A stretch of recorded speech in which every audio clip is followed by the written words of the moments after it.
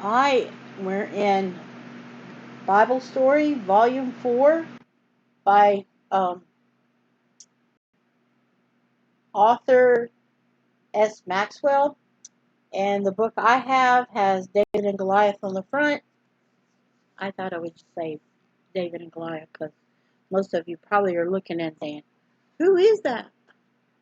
Because some of y'all really hadn't been to church or hadn't seen these old books that are 70 years old, and about that time. And some of your grandparents may have seen it, and some of you may not. Okay, let me get back. Okay, we're at part 3, story 9, words of warning.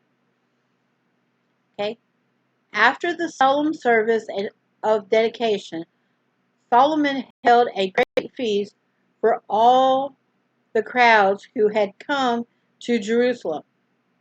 It lasted 7 days. Then on the 8th day, he sent the people away, and they blessed the king and went unto their tents, joyful and glad of heart, for all the goodness that the Lord had done for David his servant, and for Israel his people. When they all had gone home, and things had begun to settle down, the Lord appeared to Solomon a second time. The first time was at Gibeon, just after his coronation, when he prayed that lonely prayer of wisdom, and God granted his request. Now the Lord had something more to say to him. I have heard thy prayer and thy supplication that thou hast made before me. Got to realize these weird words are King James. He said, referring to the prayer at the dedication of the temple, I have hallowed this house, which thou hast built to put my name there forever. And if thou wilt walk before me as David thy father walked, in integrity of heart and in uprightness, to do according to all that I have commanded thee, then I will establish the throne of thy kingdom upon Israel forever. But, and at this, Solomon must have listened with some anxiety.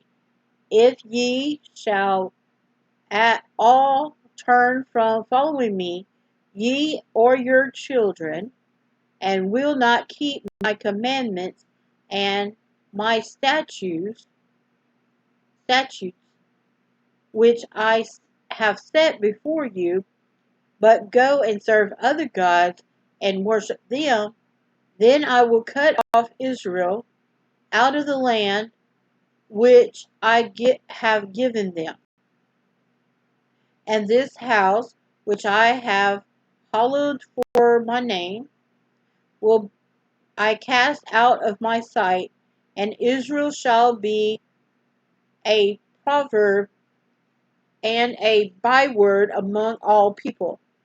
And at this house, which is high, everyone that passes by it will be astonished, and shall hiss, and shall say, why hath the Lord done this unto this land and to this house? And they shall answer, because they forsook the Lord their God. This house, this glorious temple, cast out of God's sight? How can that ever be? Thought Solomon. Impossible. Surely God would never let anything so beautiful, so boldly built, be destroyed. If you know your history, or when you get into history, you'll see. Strange words they were, indeed for God to use about a building on which the young king had spent seven of the, and stop there for a second, and there's an illustration down at the bottom. And the lady's headdress is Egyptian.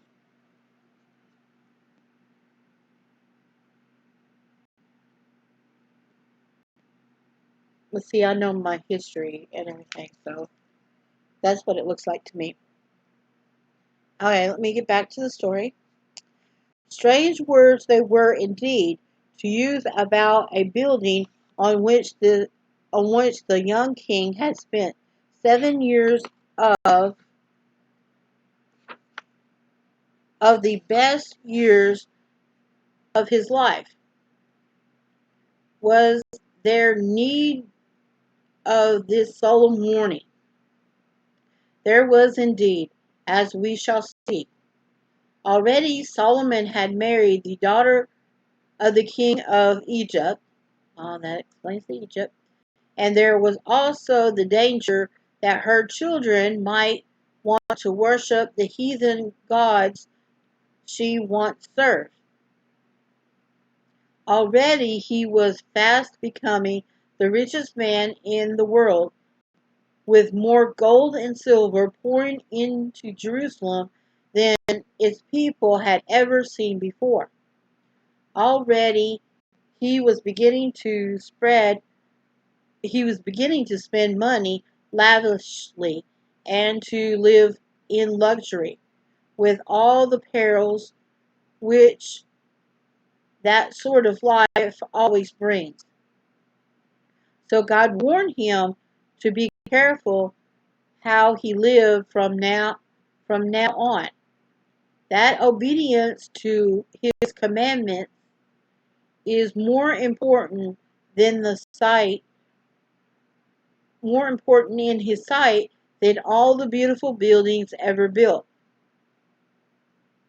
Doing God's will, speaking the truth, thinking pure thoughts, living a godly life, these mean so far more to him than the best and biggest things